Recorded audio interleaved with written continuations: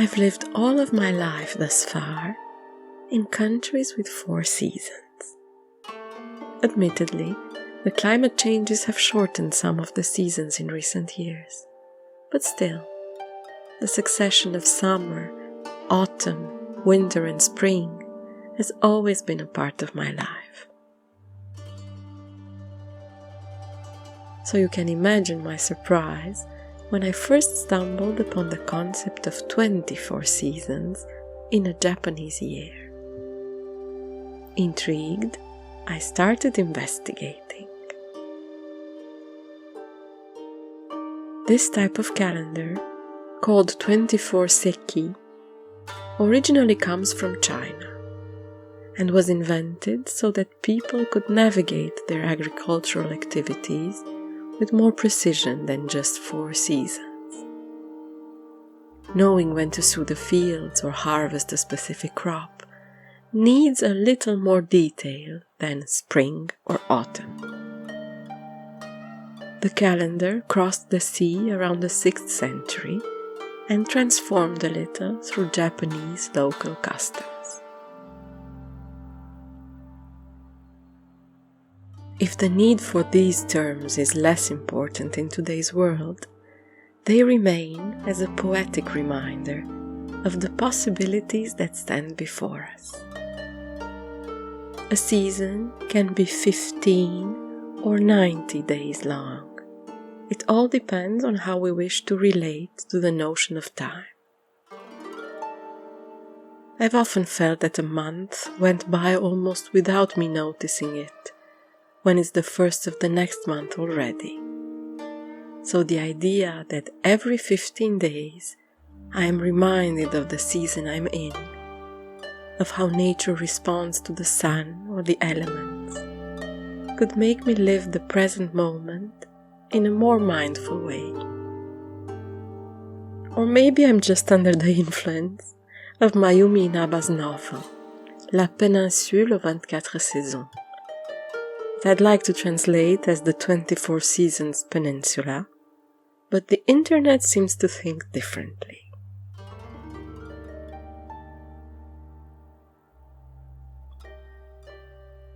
I've read the novel in French, and while I was preparing this, I tried to find translations, but there wasn't much to be found. Her Wikipedia page was the most info I could get in English, and it said Mayumi Inaba was a Japanese writer and poet. She won the Tanizaki Prize in 2011 for To the Peninsula. Her short story Morning Comes Twice a Day was translated into English by Lawrence Rogers for the collection Tokyo Stories, A Literary Stroll. So, if you don't read Japanese or French, consider this review as an opportunity to meet someone from a distant land, even if you cannot speak their language. I'll do my best to interpret.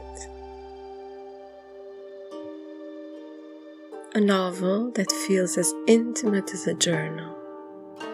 The story of a woman in search for a long-lost connection to nature and to her own energy.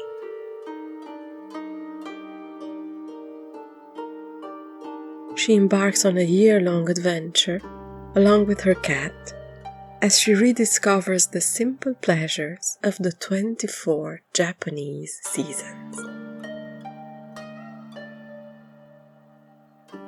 The wind becomes a ritual of purification, The forest offers wild berries for her delight.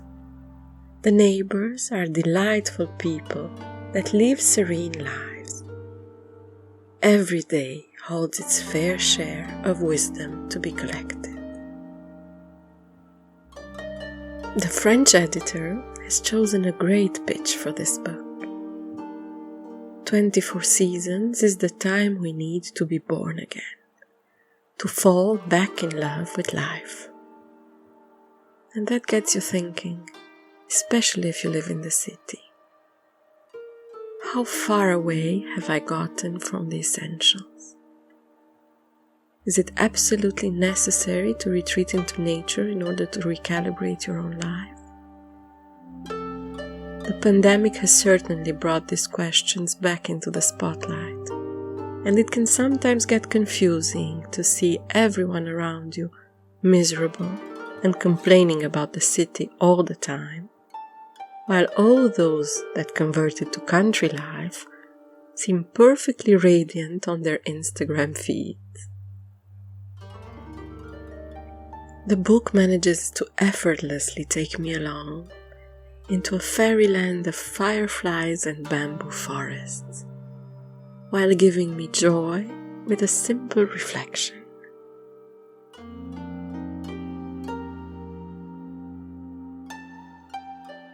I am neither a naturalist, nor do I denounce materialism. I have nothing against the fully lit nights of the 21st century cities, and I've always been one to take full advantage of our modern life commodities. But I also love the forest at night, with its whiff of prehistoric scent. I can be joyful while window shopping, just as I love to observe all living beings of the forest or walk on the beach. I'm used to loving both, and I know I could never give up either one.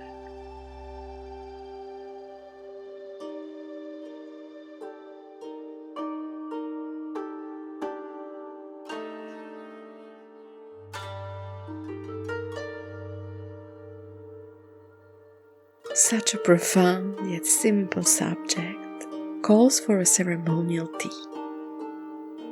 And if we've already discussed the matcha ritual, the preparing and drinking of Sencha is not to be forgotten. Sencha is the most popular tea in Japan. With its distinctive green needles and bright, colorful infusion, it has become a staple in many tea houses around the world. My selection from Le Parti du Thé is a Johin Sencha, delicately rolled with subtle sea notes of white fish and freshly cut grass. This tea requires a delicate infusion, so water at 70 Celsius, 158 Fahrenheit. How do you measure that without a thermometer? You go old school. And for this, I'm going to keep talking in Celsius, but there's no confusion possible. Water boils at about 100. When pouring it into a room temperature container, it loses 10 degrees. So you just need to pour it into 3 different containers, and you've got the perfect steeping temperature for green tea.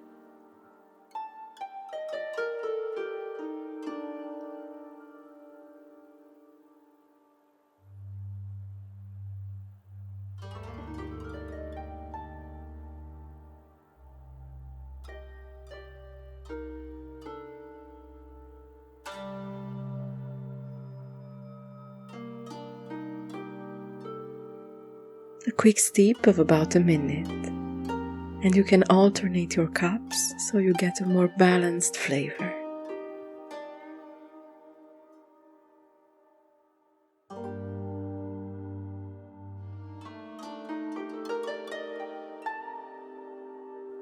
Remember to never lose the last drop. It's said to contain the whole universe.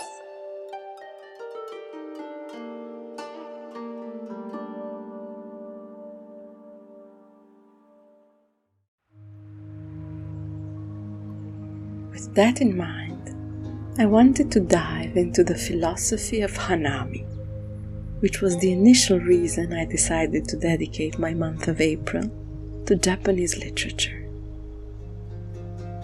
Thanks to the perfume industry and carefully constructed marketing schemes, the name Sakura has become quite popular in the West.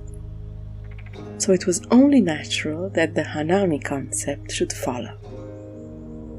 The word Hanami means looking at flowers, and it has its roots in the Chinese ancient practice of looking at plum blossoms.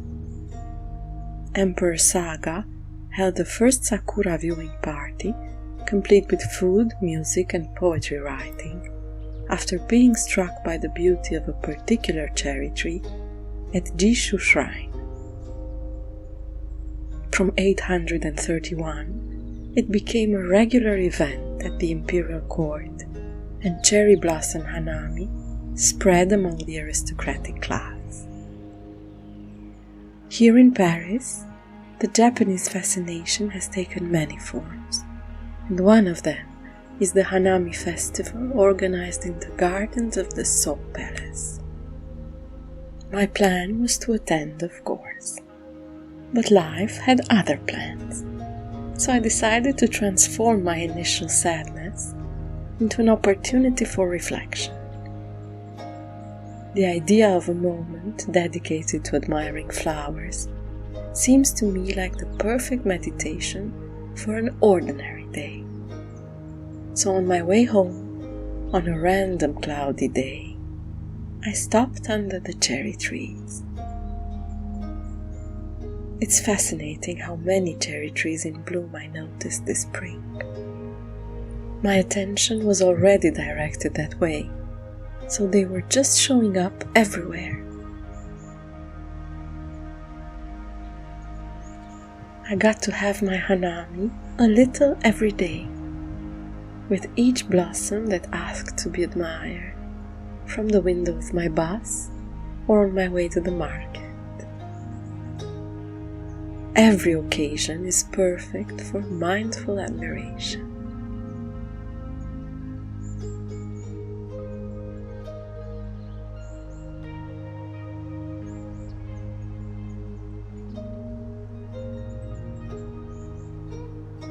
A celebration of seasons, but mostly of our glorious spring, with some ordinary and some extraordinary rituals.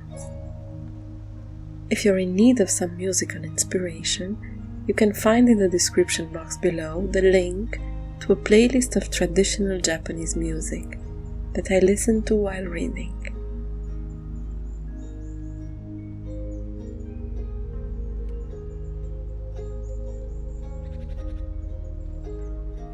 Until next time, enjoy your reading and your rituals.